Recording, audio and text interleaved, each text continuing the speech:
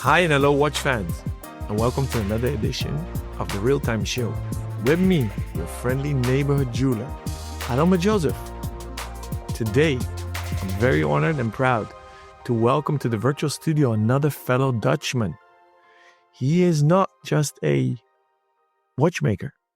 He's not just a entrepreneur in the watch industry. He is a little bit mad. He's definitely a philosopher, but first and foremost, he's an artist. I'm referring to Michiel Holthinrichs. Hey. Michiel, welcome. Thank you very much. Thank you for having me. Well, the honor and pleasure is all mine. I've been admiring you and following you from day one. I've actually only recently, finally, added a art piece Holthinrichs to my private collection of watches. Is one I've been eyeing for quite some time, and I had to twist some arms to obtain it. But I'm rocking it right now. But to tell you the God honest truth, I'm a bit late to the party because I love what I'm wearing. I have one of your first pieces, the 3D steel printed version with a very simple, but in a positive simple, less is more, dial, silver dial with indexes. But after seeing the ornament, or it's the Nouveau ornament, if I'm correct. Ornament Nouveau. Ornament Nouveau. So I always turn it around. You presented to us at a wonderful party during Geneva Watch Days last summer. It's still in my mind. I am a chatterbox, but I was silent for a few minutes. And that doesn't happen often to me. But to get to this point, we have a long journey to go. I'm a chatterbox, but you're a bigger chatterbox. So soon I'm going to shut up. But before I do so, a question I had from our TRTS community. We have a lot of admirers of your work and of you, but the non-Dutch ones and the non-German ones have issues pronouncing the name. So for Christian van der Klauw, we came up with a nickname on the show, which in English is The Claw. Okay, nice. Yeah. Do you and or your watches have a nickname already? I think we'll come up with it by the end of the show. I think we have some time to think about it then. Okay, so here are maybe some suggestions that you could consider if you feel good. I was thinking of the Holt, Holty, or just MH or MHD for Delft. So you need to help the collectors, Michiel, because you have a beautiful name and your signature, your literal signature is on the watches, on the website. But we need to help the people because you're very ambitious. Besides starting off Holthinrichs, you now today have Holthinrichs, Haute Horlogerie. So that's already 2 handles on Instagram. And there is also something very cool out there that shows you're not a snob. Delft Watchworks. Yeah.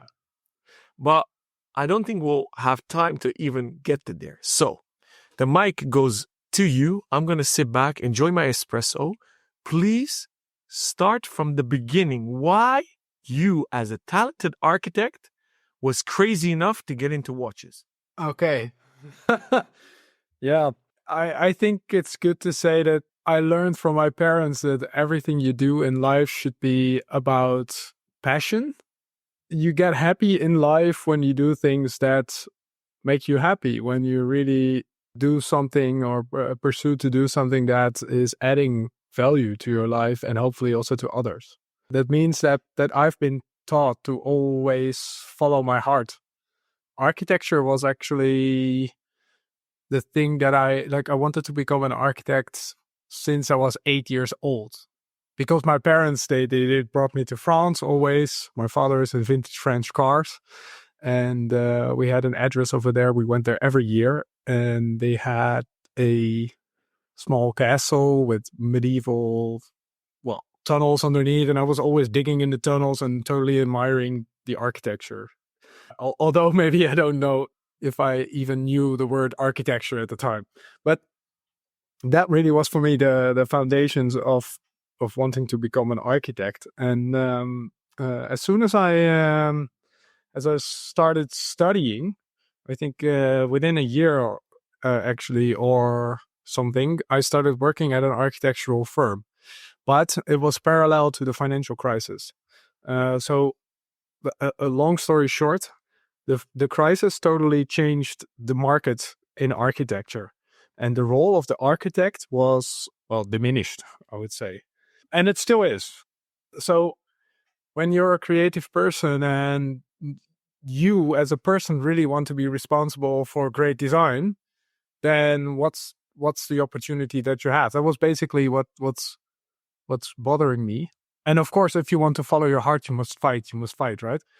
I also came to know the world of watches through, well, eventually through a roommate, actually, who brought me into clothing. And then with clothing came watches. And I started to collect and restore watches in my student room, basically.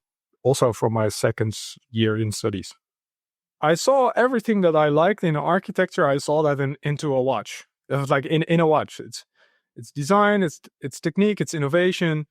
It's also very personal, and you can wear it. You can always bring it.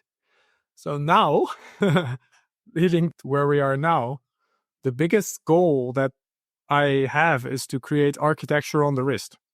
So I still consider myself somewhat as an architect, but maybe on a very small scale. I also think I need to explain about the name, because it's my family name. It's the only family in the world which carries this name. Around 1830, a German, it was a German family, but people migrated to the US and to the Netherlands. In the US, it's called Holthinrichs now. Google also always tries to correct me to Holthinrichs. But it's the only family in the world, and that was also one thing that I thought, if I put my name there, it's original enough, but it also says something about me really wanting to fight to create a beautiful product.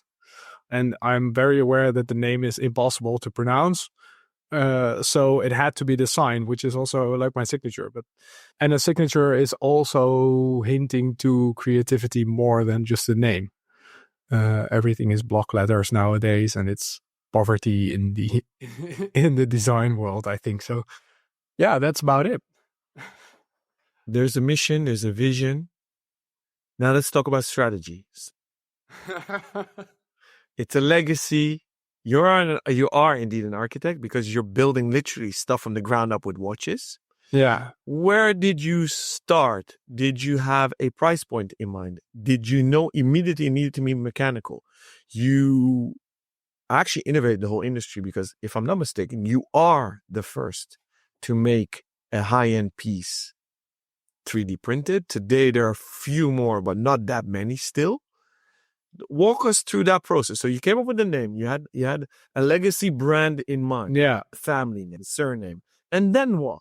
I think the brand name was not something I really thought about. It's just something very obvious that if you look at architects, the like really famous architects, they are known for their personality, for their well, actually, their names are known. Like everybody knows Rem Koolhaas, Frank Lloyd Wright, just to name a few. And I think putting your personal name behind something really shows that you're really caring about what you do. That was a very logical thing for me to do. About strategy, it's, how should I say that? I think there's not really a strategy behind it, to be honest. It's really about creating something beautiful as a main purpose, which might seem obvious. Everybody wants to do that, but it also says something about evolution, and evolution comes over time. So you when you design something, it can always be better. So the next step is an evolution of the thing that you did before, because you have new ideas. It's not that the models are planned beforehand or something, but to a certain extent. I have to say, because Ornement Nouveau, or latest release, is actually very long already in the, actually started in 2017. So that you could say that's somewhat planned. I didn't have any idea that I could actually make it a feasible company out of this. It started very organically from my student room. I collected watches and I started repairing them just by making these simple architectural exploded views. So I knew which component was where. Started buying books, etc. So online courses, like online, mostly videos actually on YouTube. and eventually learned by hand how to make components. I had this simple hand grinder and I made stuff. I liked it so much that I was, and that's also, if I like something very much, I need to know everything about it. So I need to know about materials, about how a gear train works. Also the mathematics behind it. I need to learn how constructions work. Like early watches are front loaders often, and then you had the back loaders. Why is that, right? And yeah, just total nerding. And then from that point, I think I had around 300 watches as a student, all broken when they came in, restored them, etc. And at a certain point, I remember very well that I had this watch coming in. I was like, oh, nice. And I put it aside. And that was a realization that I thought, this is really not healthy anymore. This is not about joy. This is about hoarding, and it's just shallow. And that was exactly the point that I thought, hey, I'm going to be an architect. Why can't I design a watch? So that was the beginning, I think somewhere 2012 or something. Around the same time, we got the first 3D printer in our faculty in Delft, which was a plaster printer. But that gave me ideas, because you can start thinking about manufacturing in a different way. You add up materials, instead you take material off.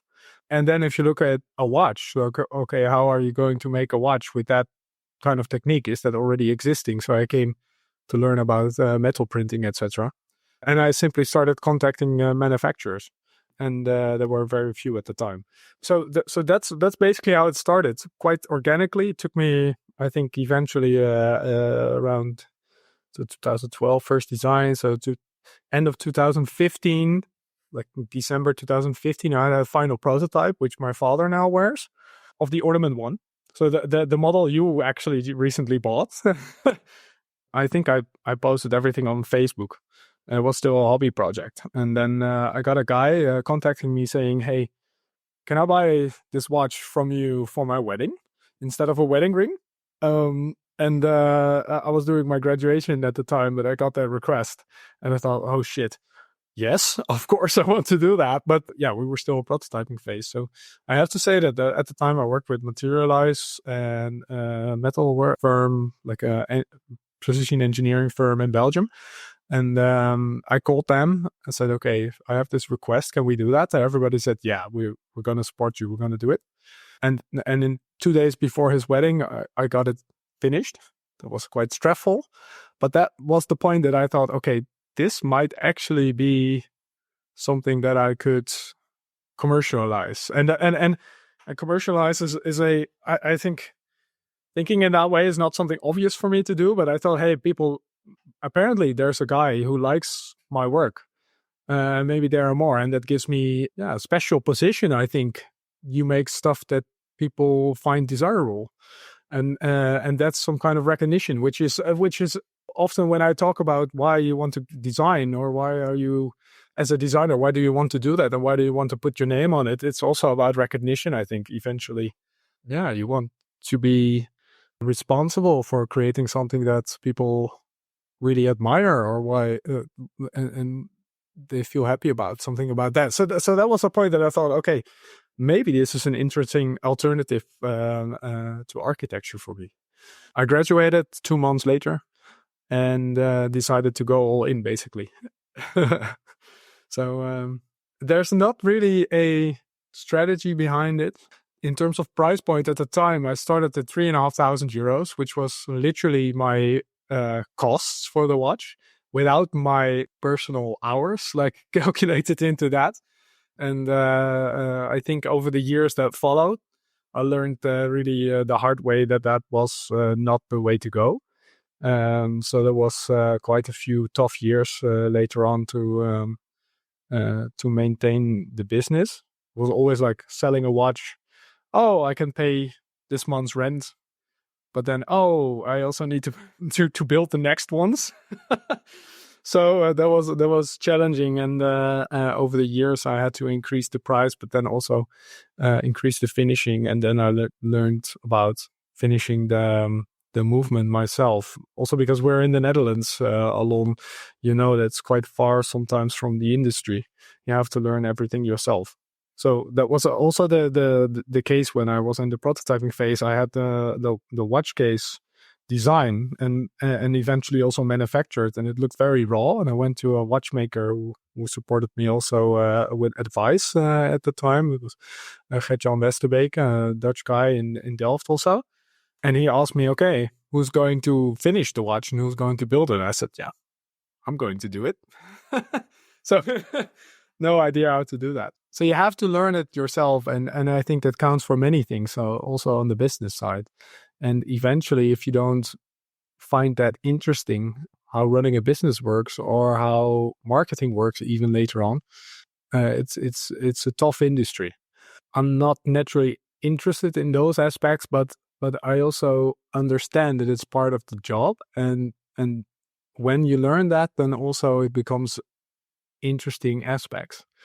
But it's also you need to maintain, as a designer, you need to maintain that you find the right balance between design and business. And it can come to a point that you are only doing or only worried about how to survive and how to grow or whatever.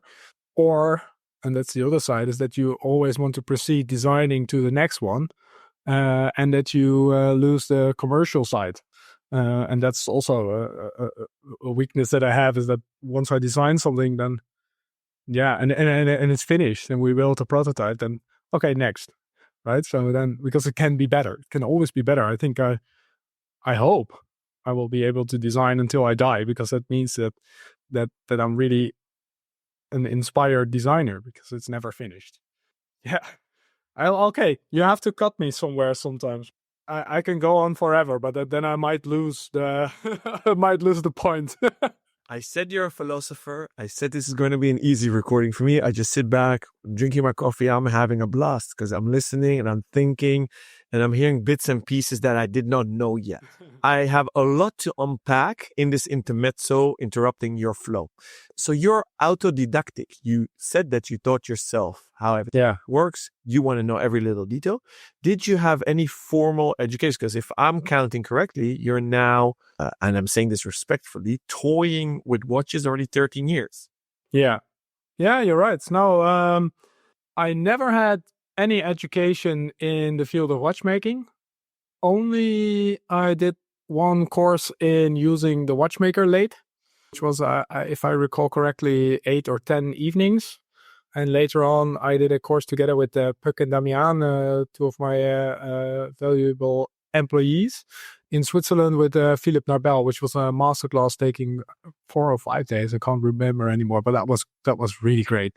So, and the rest is all learned by ourselves. And I think also that's a very good thing. If you look at many great watch designs are actually not made by watchmakers.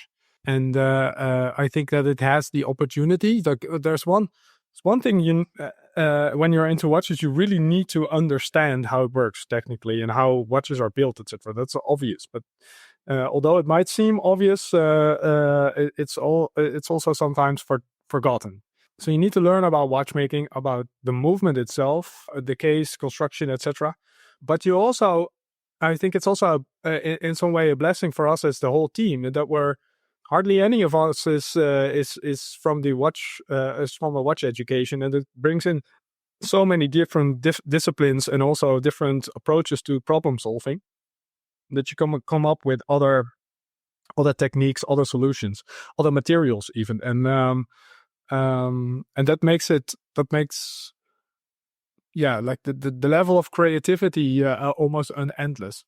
I think it's in our case a good thing. But you also, if you want to make something which also has impact, like design impact on a movement, or even eventually create a movement, then you obviously need to know a hell lot of it. So you need to spend a lot of time in that. You weren't graduated. You created your first prototype. You sold it to a groom. Did you ever have an actual building or whatever you as an architect designed besides watches, or have you always been a watchmaker?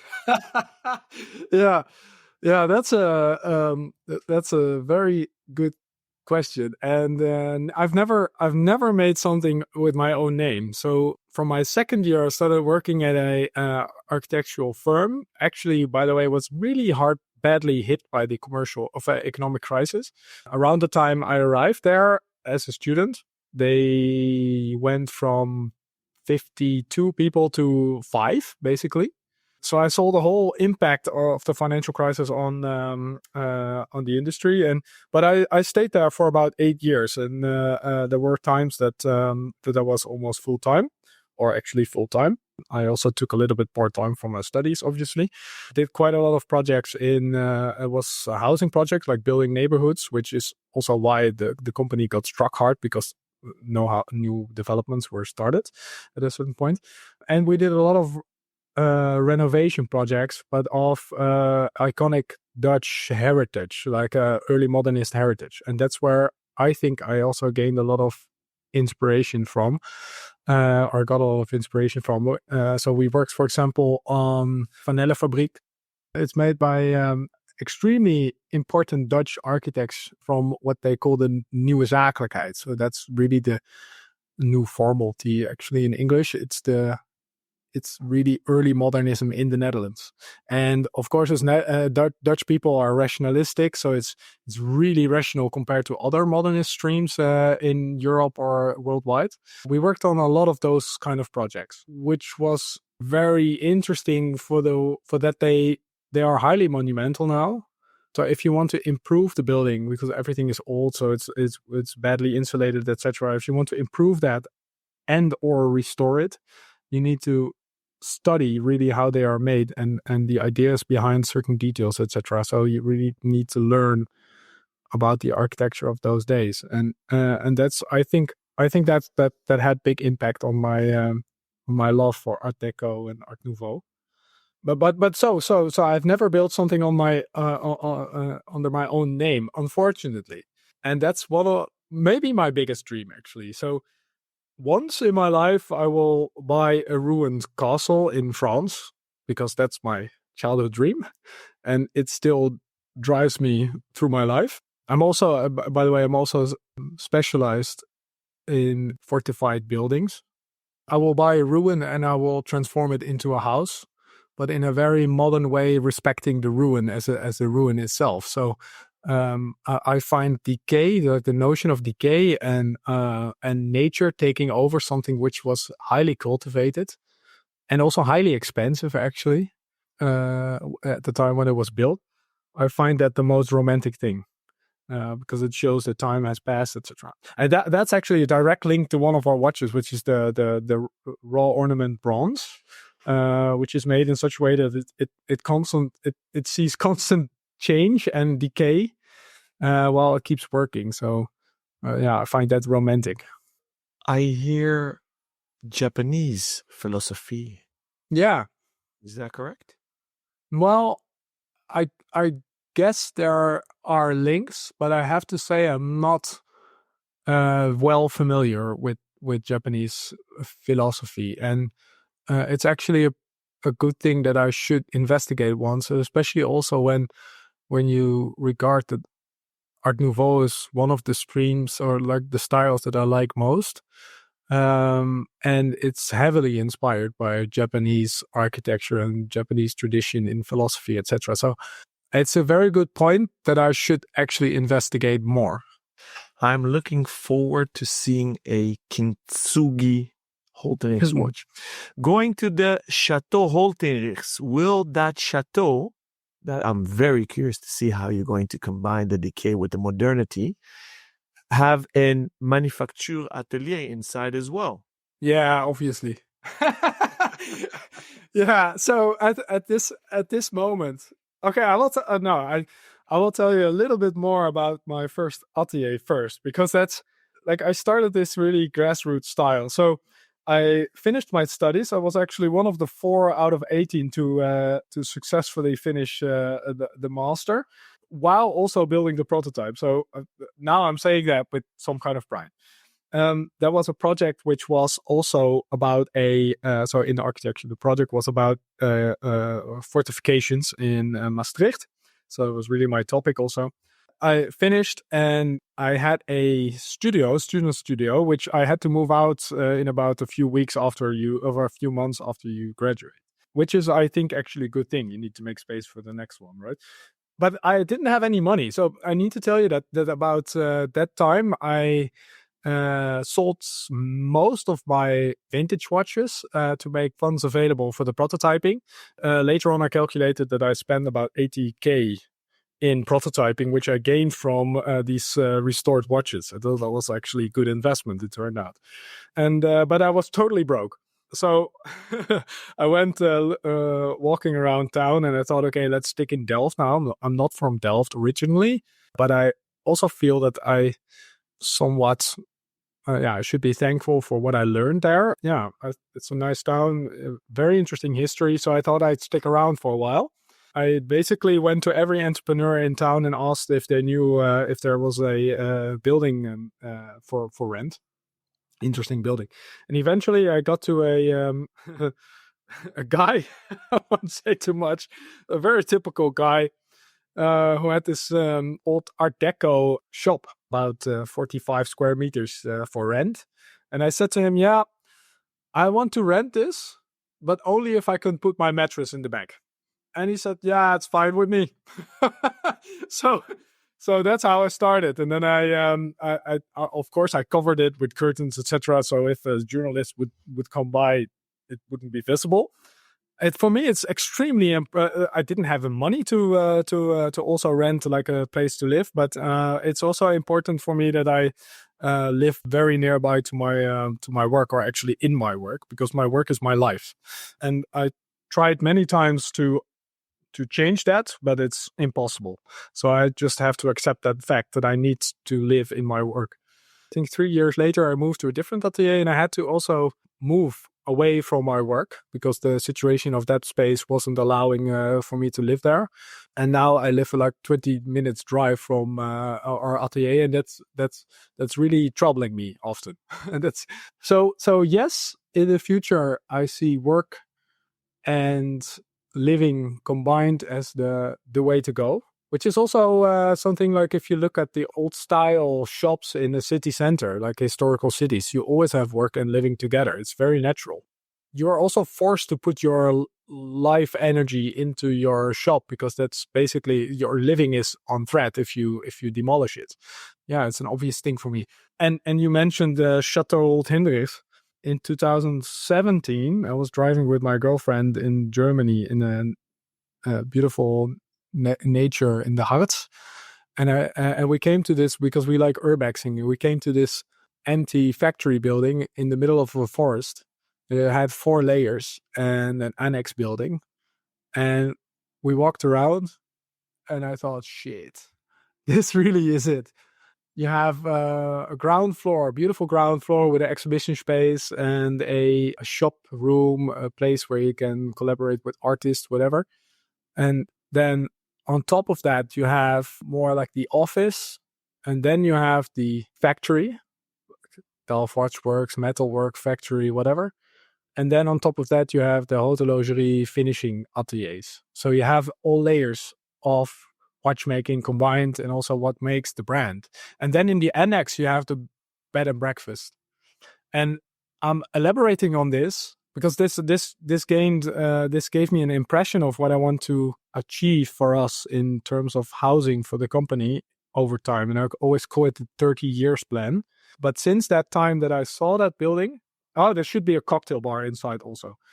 Since the time that I had that dream, I've always been trying to manifest it. So combining with my love for historical buildings, I'm investigating for years already to move our atelier to a typical, we call it water forts. We have a lot of water forts in the Netherlands, inundation forts, fortresses. So they are UNESCO heritage. So this is something that would be my dream if we stay in the Netherlands as a company, which is another topic. But I think it's very important that we that we move into such a space, because this is about such spaces nowadays are so inspiring with their history and the nature taking over all these kinds of aspects that I just mentioned. And this is still an ongoing search, but I also have, that's why I'm elaborating so much. I also have very exciting news, which is that yesterday I basically agreed upon a new location in Delft in a 400 years old armory building.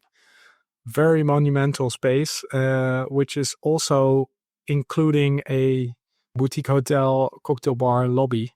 So everything combined. I'm so excited for this because what you can do is you I think it's our almost our responsibility as a brand to be able to invite people to come to our facilities and see how the watches are made and really get to learn what's the idea behind the designs and the techniques we're using, etc. But you also want to accommodate them in a pleasant way. The romance in this industry is extremely important, obviously. Yeah, this is something I'm always dreaming, etc. But I think if you dream out loud, you there is a way eventually you will move towards that dream. Congratulations. Yeah, thank you very much. Yeah, that was literally yesterday afternoon. We're working on this project for this particular building. We're already in negotiations for about 8 months or something. So it has been quite a long trip. So you heard it first on the Real Time Show. It's another scoop. I'm very excited to go see this place. Yeah, you're welcome. I would love to invite you there.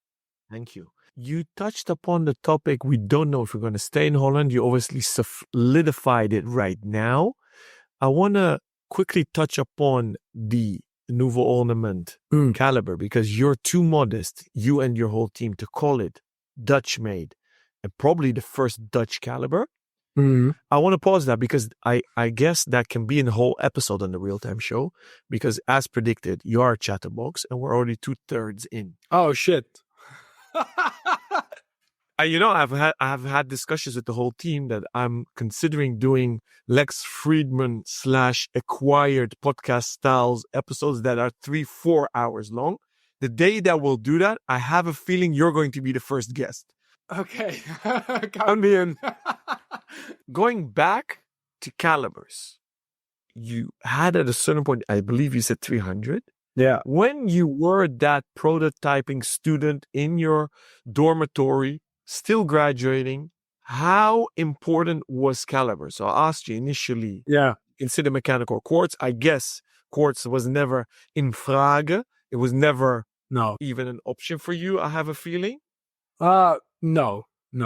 Okay. Then, did you start with the idea of architectural case that's 3D printed, or did you start with a caliber? Where did you start first? That's a good question.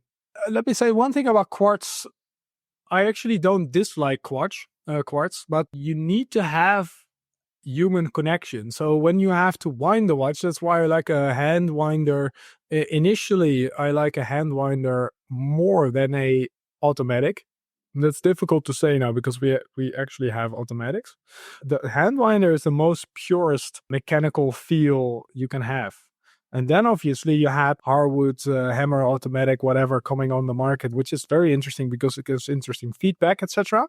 So there needs to be some way that you, as a person, you get a connection with your watch. And a rotor, which actually gives a little bit of noise, for me is a good thing because that gives some kind of awareness of what you're wearing, right? And a quartz can be very clinical. But there are some very nice quartzes. And also, if you look at the time just before the quartz where you had electromechanical movements, super interesting. But a mechanical watch, the things that you can do with the mechanism is limited and unlimited at the same time. And it brings so much extra layers in what you can do with it design-wise also. So, but then how I started, I was a student, right? I had a big love for calibers, like you say, like movements foremost. So I collected all these kinds of chronographs and also other type of movements, which sometimes, like just say, like a Venus movement, you could buy in a chronograph Suisse for few tens of euros at the time, whereas they were also literally the same thing in a Breitling, and they were much more expensive. I never understood really why, right? So I focused a lot on different calibers. I think still I'm quite an expert on vintage movements, and that started with a love for trench watches.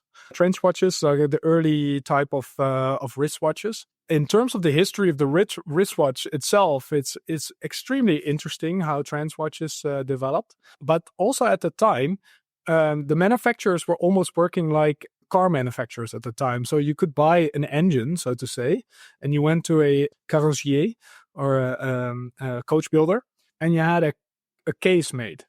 So that's why you see many trench watches from, I think, Longines, Sima, whatever, with Benson cases, for example, or other makers. So you have, and then looking at the movement or the engine in terms of talking about cars, you could even choose the quality of the movement. So you could say, okay, I would like to have this movement from that X manufacturer, like that manufacturer.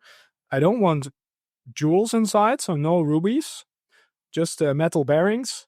But I then go to a case maker and I will put a gold case onto it, and it looks like I'm the man, right? So I had these examples of watches that were literally like that. But then you also had the other way around, where more sophisticated collectors or manufacturers would make the best movement and then just put a simple silver or nickel case around it. And so this is very fascinating because there's more liberty in the things you could do, apparently, at the time. And brands were less important. And often even the brands were not mentioned on the dial. So this is something where I thought, okay, so I need to really think about the caliber that I would choose, and then the relation to the case. And this is where I found the 7001 at the time, because that was practically the thinnest movement which was available on the market. So not available to buy from ETA, but I could get it through the gray market. Eventually, we would work with new old stock movements from the 1970s and 80s in pure brass unassembled condition. So I was very lucky to find that later on. Starting from that movement, which is only 23 millimeters, I thought, okay, because what's the style, what's the design language, and how should the watch look like? And I'm a very classical, and I'm not a classical guy in the terms of the architectural styles that I like, but I'm classical in the way that I like to dress up. And then you need to have a watch which is modest in size and fitting under the cuff. And that was actually why I chose that caliber first. Because as a student, I could never find or dream of building a caliber myself, right? Especially not since I'm not a watchmaker. But I thought that would be a good base movement to further develop upon over time. And the first watch, the Ornament 1, is 38 millimeters because that was the perfect size for vintage chronographs. So chronographs were bigger. Normally a watch was like 33, 34 millimeters throughout history, actually, until the 90s. And then the chronographs were a little bit bigger because of the large movements.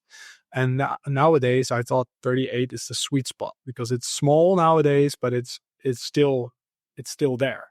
So that's the reasoning behind it. And then later on, indeed, the 7001 proved to be I think a very flexible movement for finishing. Although it's quite difficult because it's so fragile, you really can't compare it to a Unitas movement in terms of how you can treat it. Many people can't imagine how small the gears are, for example, and how fragile they are.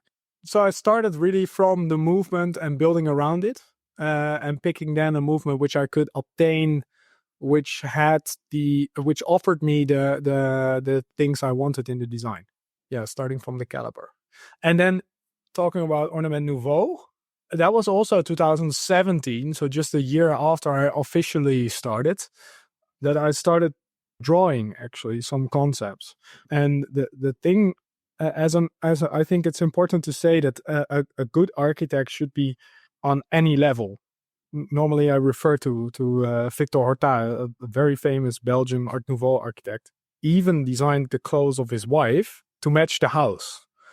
So he thought of every detail, like the cabinets inside to the overall facade, whatever. Like every level is in there, and also how you use it. So the staircase is designed in such a way that if you walk down to receive your client, he also had his atelier in his house, that you would make a great impression.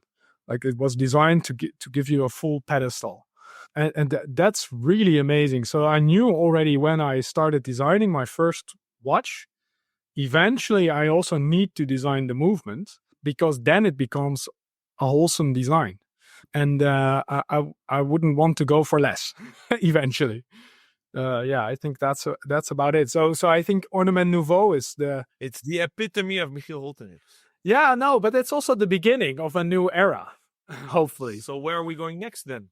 Okay, I now have a great. We are a small team, but a great team, and I say also, I think they are also great because now they starts to also correct me sometimes, which is very good, and saying, okay, you need to swift your pace a little bit, make it a little bit slower, because we're going from development into development, going like putting a lot of stress on the finances constantly, but also on the team, on the energy of the team, literally.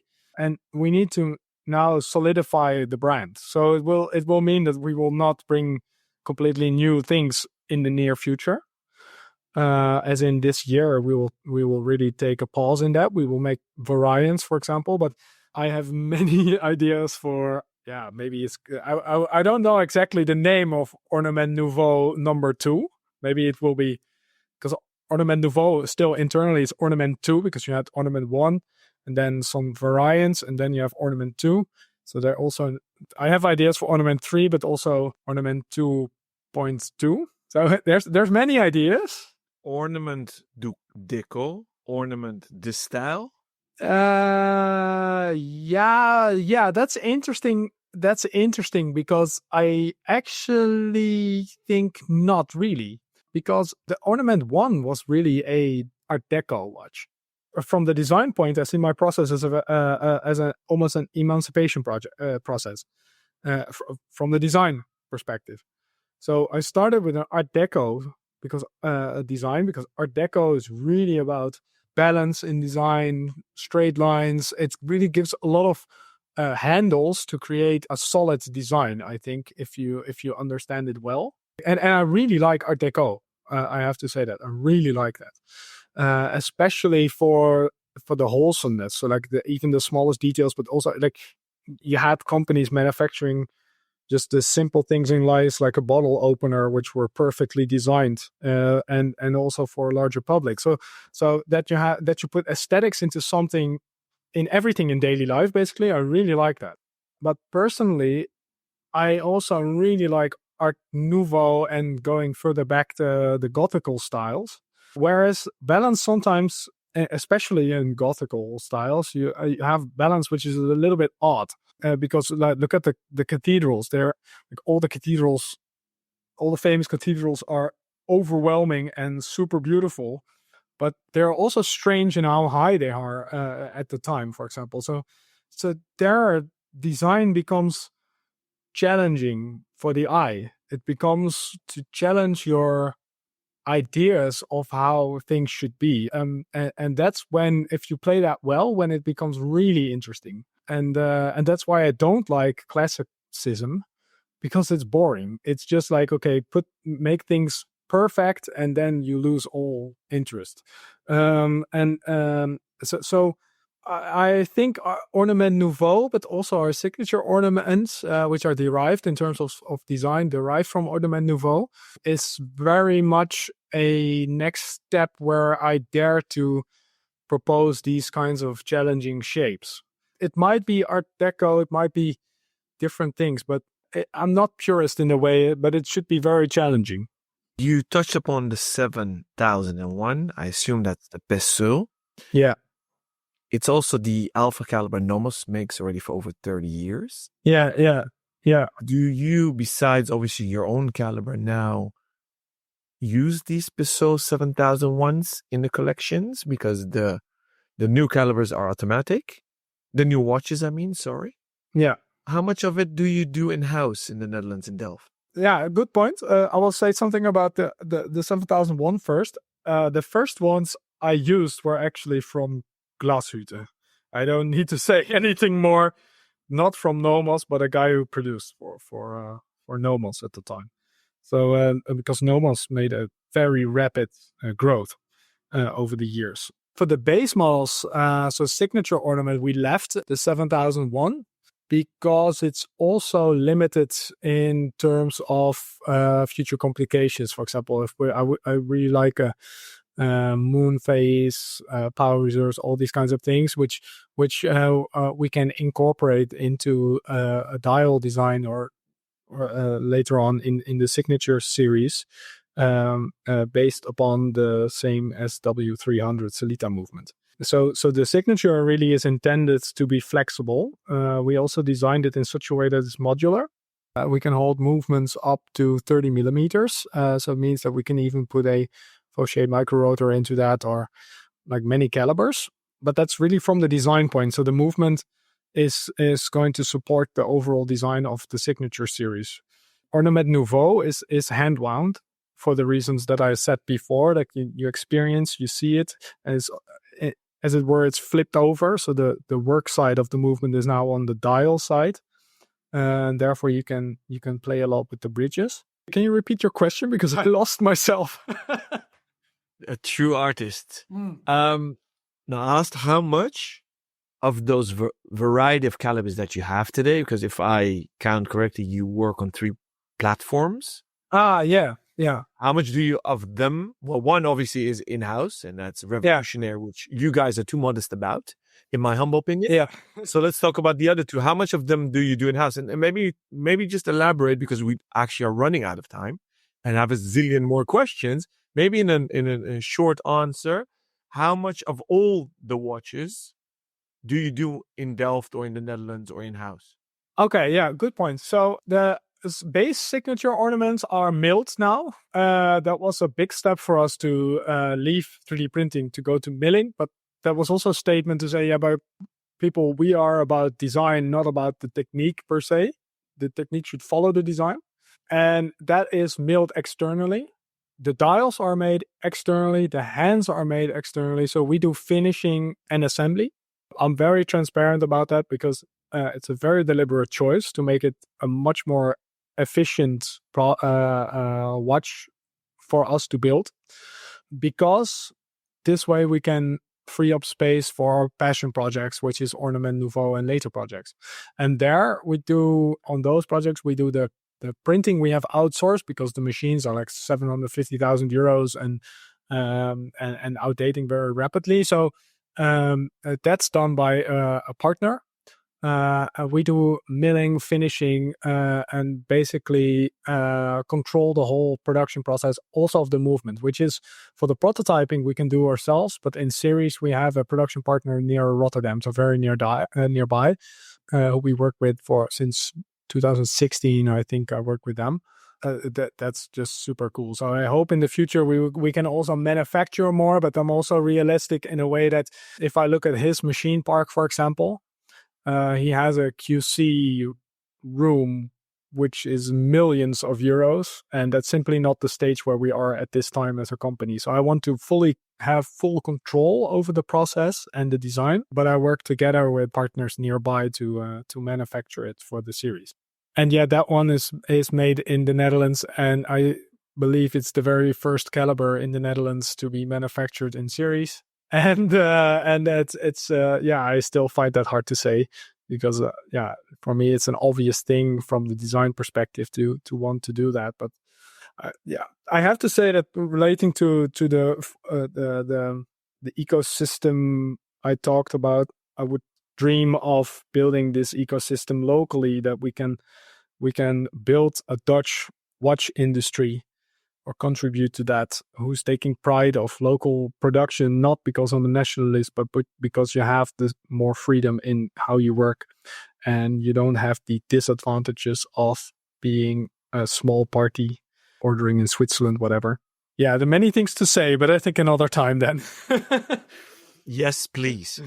I want to kick in one last question. And if it's too difficult to answer, you may save it for the next recording that we do.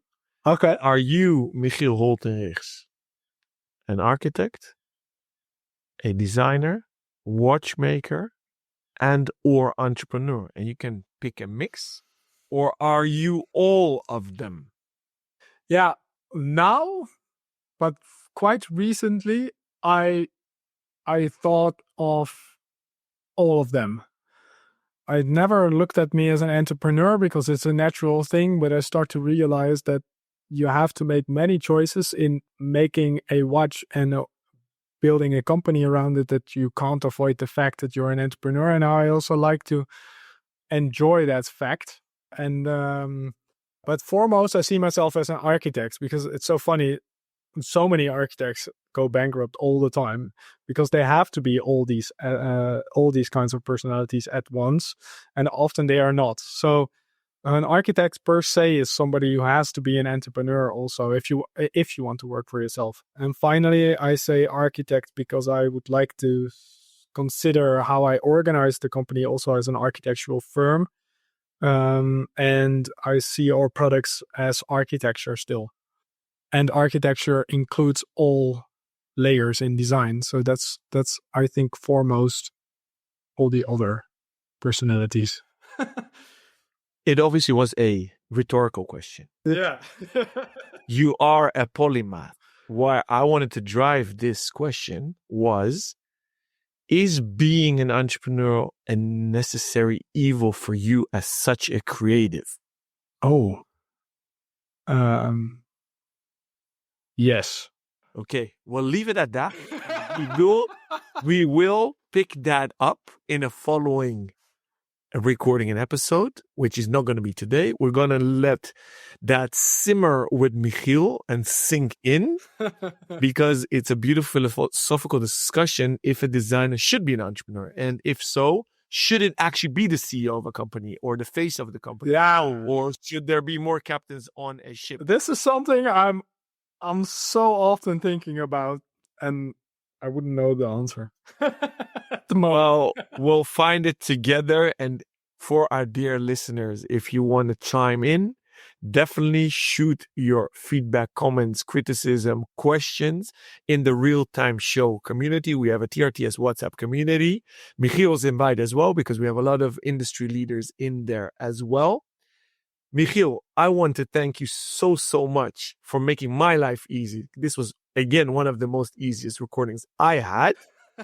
And thank you, dear listeners, for also taking the time to sit down or drive or work out while you listen to this episode. You can find all our previous episodes on our official website, www.therealtime.show. You can also find us on Instagram at therealtime.show. If you want to support the show, please subscribe, like, rate, and share it with your friends. If you have any questions, feedback, and or criticism, please do send us a message. You can also DM us if you want to join the TRTS community. You can find our newest host, Scarlett Baker, on the gram at Scarl in the Shire. David, you can find on Instagram at DAVAAUCHER. Rob at ROBNUDDS. And me at ALONBENJOSEPH. If you prefer to send us an old school email, you can just add our first names to the URL at therealtime.show. Stay sane and keep on ticking.